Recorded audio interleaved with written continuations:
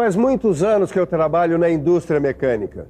Mas assim mesmo, até hoje, às vezes eu paro, olho e fico pensando: como será que o homem conseguiu extrair da natureza essa coisa tão maravilhosa que é o aço? Como se transformam aqueles pedaços de minério de ferro nesse produto tão nobre, tão útil, tão bonito? Bom, para nossa sorte, esse é o tema da nossa teleaula de hoje. Você vai conhecer a alquimia da produção do aço dentro dos conversores, que são os fornos que trabalham com injeção de ar diretamente sobre o ferro gusa. E vai conhecer também os fornos elétricos que transformam sucata em aço. Agora preste bastante atenção que você vai ouvir uma palavra-chave na produção do aço. Está preparado? Então lá vai. Oxidação. Já tinha ouvido falar, não é? Pois é. A oxidação desempenha um papel muito importante na hora de fabricar o aço.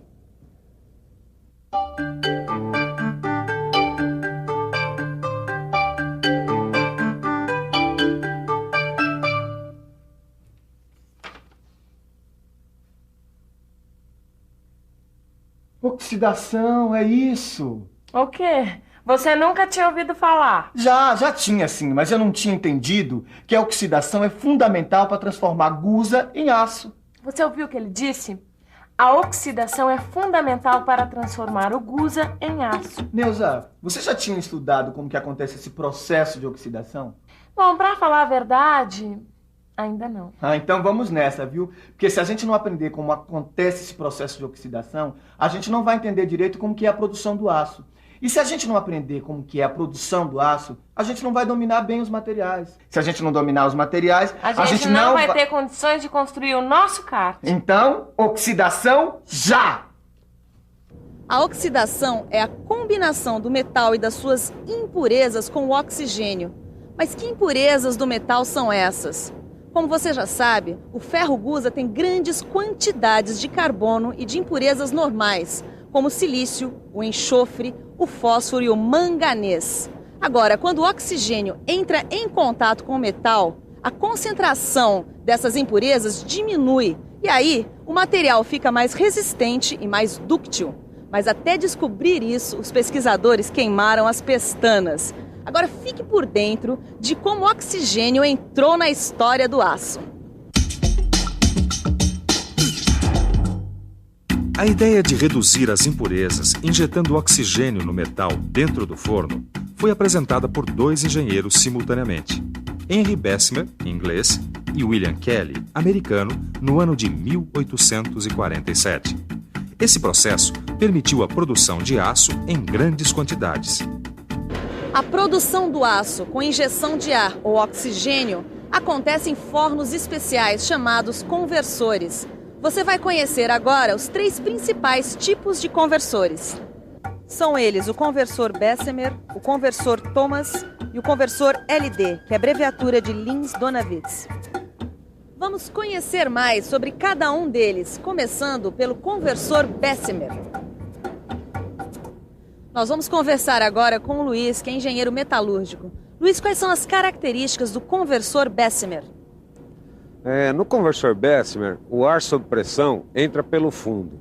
Esse conversor possui o formato de uma pera, e isto possibilita que esse conversor seja basculante. Basculante, tá aí uma boa palavra para um desenho. O conversor Bessemer é basculante, quer dizer, ele é montado sobre eixos, que permitem que ele vire para a posição horizontal para a carga do gusa e volte à vertical para a produção do aço. Outra característica da produção do aço no conversor Bessemer é que ele não precisa de combustível, certo? Certo. Nesse conversor, as altas temperaturas são conseguidas através de reações químicas. O oxigênio do ar injetado no gusa líquido combina com o ferro, formando o óxido de ferro. O óxido de ferro, por sua vez, combina com o silício, com o manganês e com o carbono, eliminando essas impurezas. Este processo dura cerca de 20 minutos. Gente, esse conversor Bessemer é fogo mesmo, hein? Já pensou fazer tudo isso em 20 minutos e ainda por cima sem usar combustível?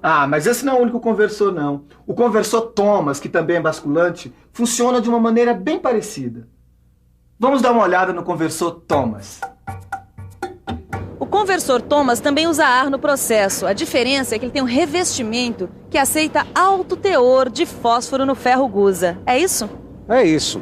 Esse revestimento também, ele resiste bem a ataques de escórias à base de cal. A desvantagem desse conversor é que ele não elimina o enxofre. E o refratário à base de dolomita também é atacado pelo silício. Quer dizer então que no conversor Thomas, o ferro gusa deve ter baixo teor de silício, certo? Exatamente.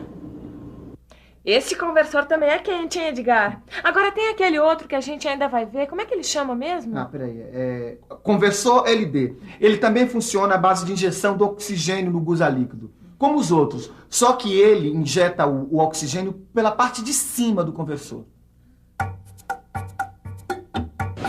O conversor LD tem uma carcaça de aço revestida com materiais refratários. Agora, como é a injeção de oxigênio nesse conversor? Esse conversor, ele tem uma lança metálica feita com tubos de aço com um bocal de cobre. Esta lança injeta oxigênio puro na superfície do gusa líquido. A temperatura na zona de impacto pode chegar a 3.000 graus Celsius. E é verdade que essa alta temperatura acelera as reações de oxidação do gusa? Esse conversor, ele tem alta capacidade de produção, é fácil de operar e também não usa combustível. Muito obrigada. Mas os conversores também têm algumas desvantagens. Eles perdem metal na queima, causam a formação de óxidos de ferro e gases e também esses conversores não transformam sucata.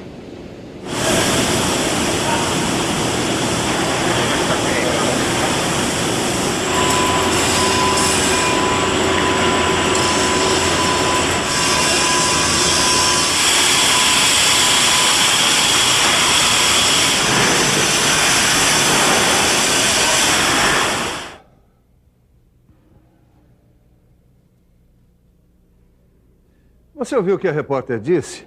Disse que o conversor não transforma sucata, pois tem forno que transforma sucata em aço, sim, senhor. Neuza, você sabia que dá para fazer aço com sucata? Eu li num livro que nos fornos elétricos dá para fazer aço com esse material. Eu sabia sim. Nesse processo, a energia elétrica se transforma em energia térmica. Por ela acontece a fusão do gusa com a sucata, claro, que em condições controladas de temperatura e oxidação do metal líquido. Tô gostando de ver, hein? Tá estudando mesmo. E tem mais. Esse processo com sucata e adição de elementos de liga pode dar um aço fantástico, de alta qualidade. Agora, tem que ser em forno elétrico. Então vamos estudar os fornos elétricos. Existem dois tipos básicos de fornos elétricos, o forno a arco elétrico e o forno de indução. Vamos conhecer cada um deles. Esse aí é o forno a arco elétrico. Ele tem uma carcaça de aço feita com chapas bem grossas e um fundo abaulado, como aqueles copos de cristal grosso. Vamos conhecer como é o esquema do forno a arco elétrico por dentro. Por dentro, este forno tem revestimento de material refratário. Na abóboda, bem em cima, ficam os eletrodos, que junto com a carga metálica formam o arco elétrico. A carga do forno a arco elétrico é basicamente sucata e fundente à base de cal. E durante o processo acontecem algumas reações químicas, como a oxidação, a desoxidação e a dessulfuração. Você vai conhecer melhor essas reações químicas estudando no seu livro, porque agora nós vamos dar uma olhada rápida num outro forno que só processa sucata, o forno de indução. Este forno tem um estômago de avestruz, processa tudo. Ele tem um gerador com motor de acionamento, bateria de condensadores e uma câmara de aquecimento. Olha só como ele funciona. Repare, a câmara de aquecimento também é basculante. A bobina de indução fica na sua parte externa. O cadinho é feito de massa refratária socada nessa câmara. A sucata se funde pelo calor produzido pela própria carga. Depois que a fusão se completa, quando a temperatura desejada é conseguida, adiciona-se cálcio, silício e alumínio, que são os desoxidantes do processo. A produção do aço nos fornos elétricos tem algumas vantagens. A operação é mais flexível, as temperaturas são altas, existe um controle rigoroso da composição química e melhor aproveitamento térmico. E também não há os problemas da combustão.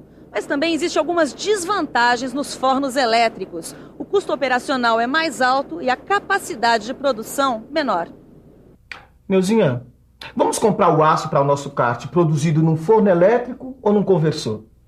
Edgar, eu acho que ainda não dá para saber isso, não. Claro que dá, vamos comprar produzido no forno elétrico, que além de aproveitar a sucata, é muito mais ecológico. Eu acho que antes de mais nada, a gente tem que dar uma boa estudada nessa aula, fazendo todos os exercícios do livro. Faça isso você também. Assim dá para pensar nos processos de produção de aço com muito mais base. Mas antes disso, vamos fazer uma revisão da nossa teleaula de hoje. E atenção, se liga aí, que é hora da revisão. Na teleaula de hoje, você viu a importância da descoberta do processo de oxidação para a fabricação do aço. Você conheceu os 3 tipos de fornos onde esse processo se realiza, os chamados conversores Bessemer, Thomas e LD. E conheceu os fornos elétricos, um que funciona a arco elétrico e o outro de indução. Se você quer ficar por dentro das características de cada um desses fornos, dê uma boa olhada na sua aula, no seu livro. Assim, quando nos encontrarmos aqui na próxima teleaula, você vai estar tinindo para aprender mais coisas sobre materiais. Até mais, um abraço.